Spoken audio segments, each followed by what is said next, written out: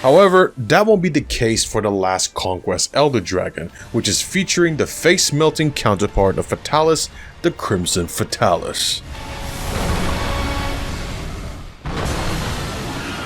Now this one is a little rough, even to the point where it got my carriers on stream to cart, but I gotta be honest, I enjoyed this one the most. Now its moveset includes bombing the floor, burning the floor, sliding its burning tail across the floor, slamming its burning body onto the floor, slamming its tail and bomb the floor, summoning the fire rings to land on the floor, flooring the floor, flooring the flooring off the floor, and last but not least, melting the floor, which, if you're within the radius, will lock you in for a guaranteed cart.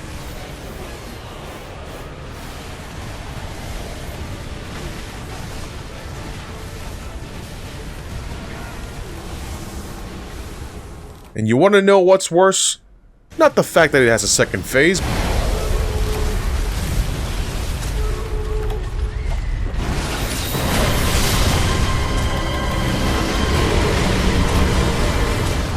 but rather the fact that during this phase, despite having cold drinks and high enough fire resistance, you will be taking burning damage.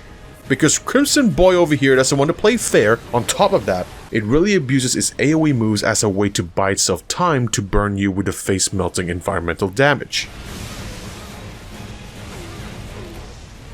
And at this point, it was clear that we're being forced to play aggressively. Why? Because even if the monster isn't attacking, we are still taking damage from what could essentially be considered as a pseudo enrage. And for those wondering what that means in MMO terminology, is that no matter what, the boss wants you dead, so you better hurry up and be done with it. And while there are more common kinds of enrages like a big attack with infinite damage or an unavoidable mechanic that causes a combo of attacks that has a lot of damage per, this fight uses the environmental damage instead, and therefore causing you to dig through your healing items faster. So while you still might have plenty of time in the timer, your health and healing items will say otherwise, and therefore being the indicator instead. Now, I'm not sure if there's an ability or item that allows you to be immune to this burning damage, but if you have the knowledge of this, then enlighten us in the comments below, because our spicy bad dragon over here wants to play, and he wants to play hard.